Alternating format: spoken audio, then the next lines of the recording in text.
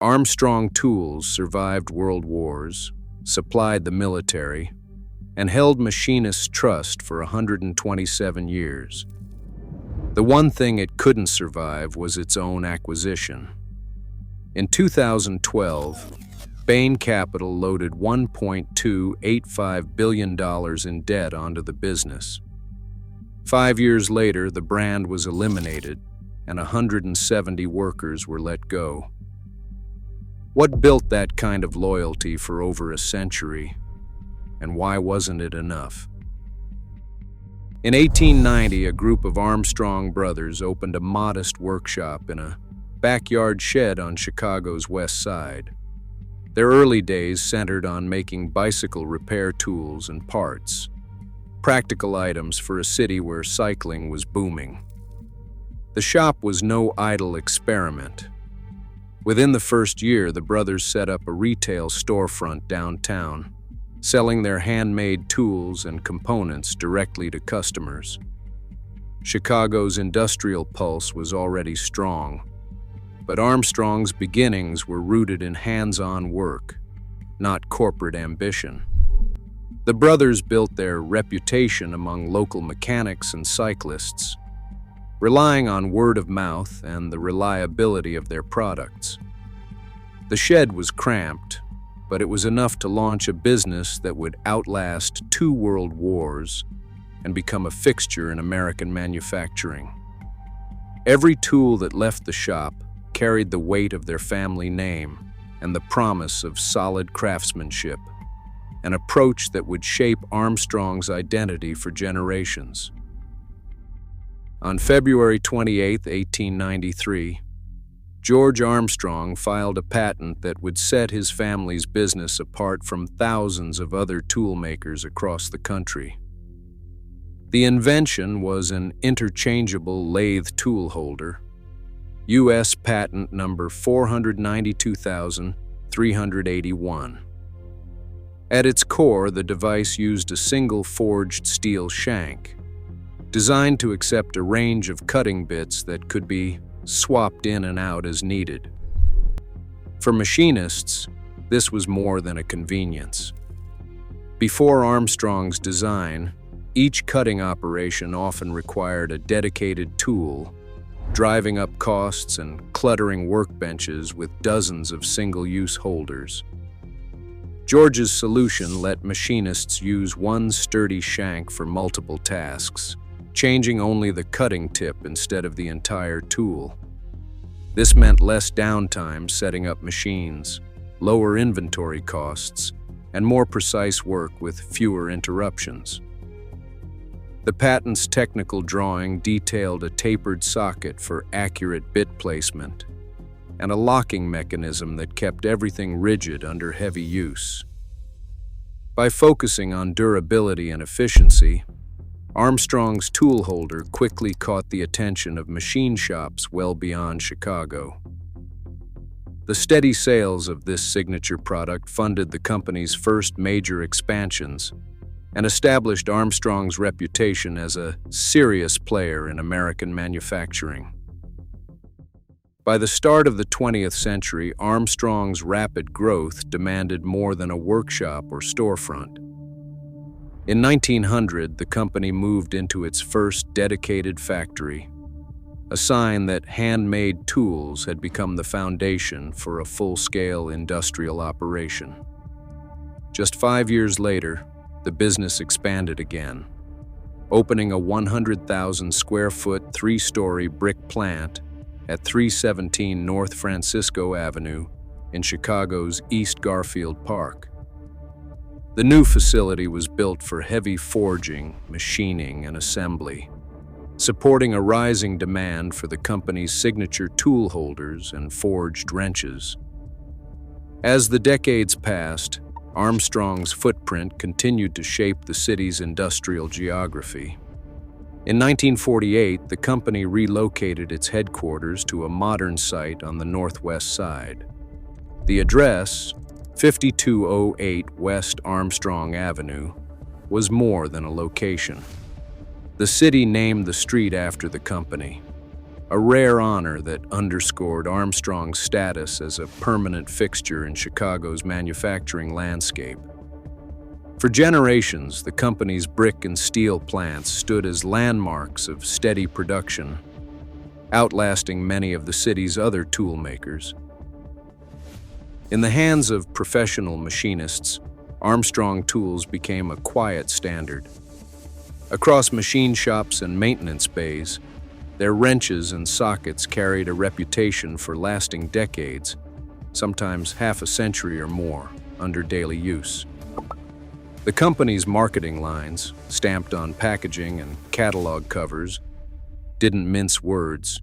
World's finest sockets, world's finest ratchets, world's finest wrench. These weren't empty slogans. Aerospace contractors and military depots specified Armstrong Tools for mission-critical work, trusting their forged steel to hold up in the most demanding environments. U.S. military procurement catalogs listed Armstrong among the few brands qualified for defense contracts, and trade journals from the 1950s onward regularly featured the brand in full-page ads aimed at aircraft technicians and government buyers.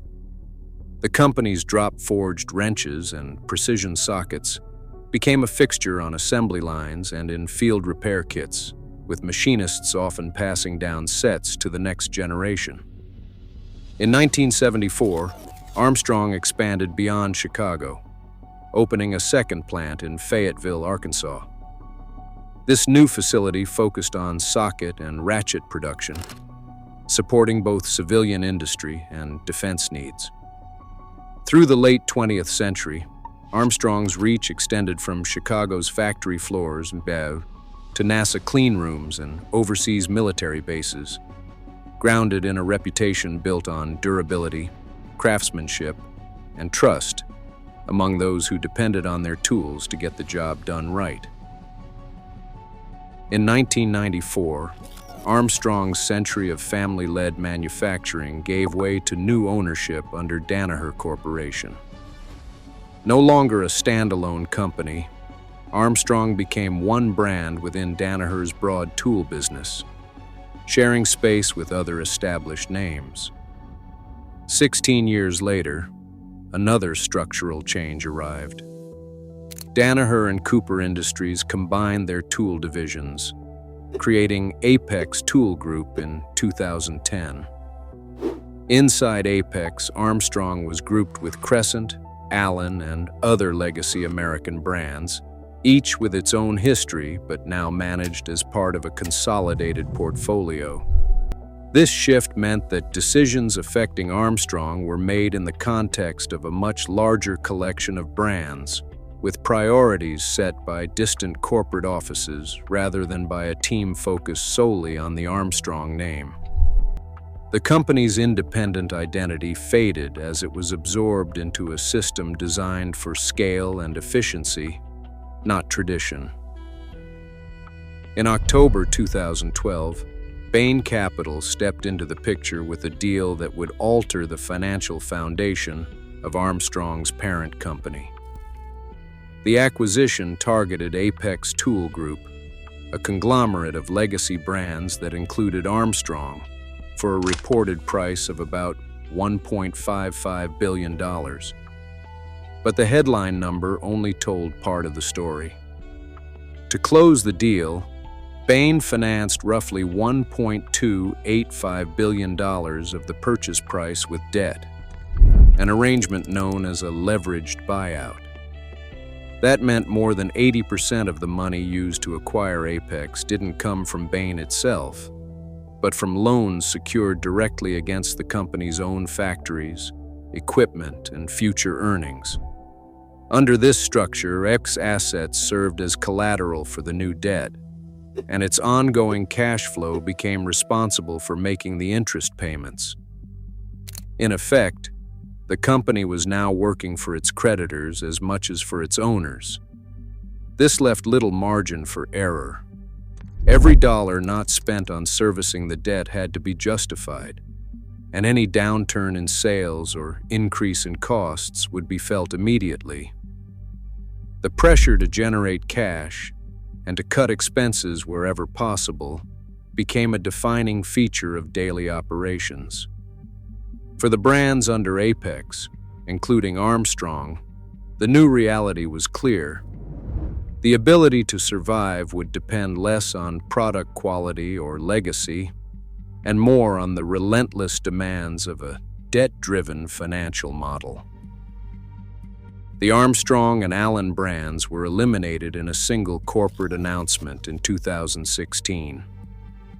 For workers at the Sumter, South Carolina plant, the news arrived with finality.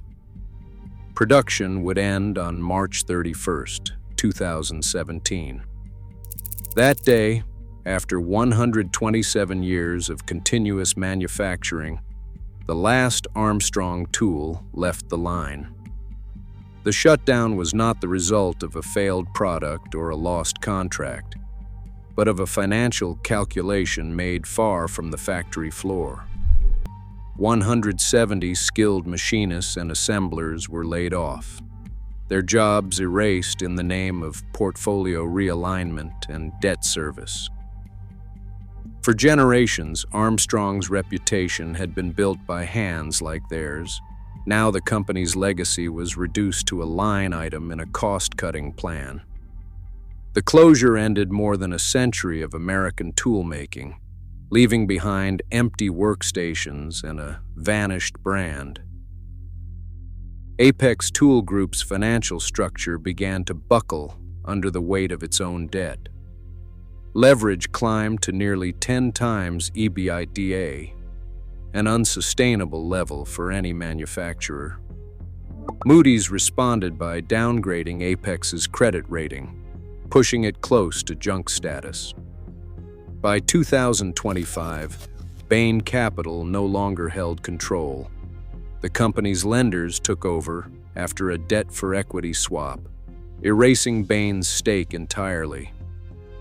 The result was not just the erasure of Armstrong as a functioning brand, but the unraveling of the entire Apex portfolio. Meanwhile, Armstrong tools made before 2017 have found a second life at estate sales and auctions. Valued as artifacts of a lost era, durable objects now separated from the factories and workers that once gave them meaning. Today, private equity controls over $4 trillion in U.S. assets, reshaping entire industries with financial engineering. For every Armstrong, the stakes are livelihoods and legacies erased in a spreadsheet. What starts as a balance sheet maneuver ends as a vanished tradition, and that cost rarely appears on the bottom line.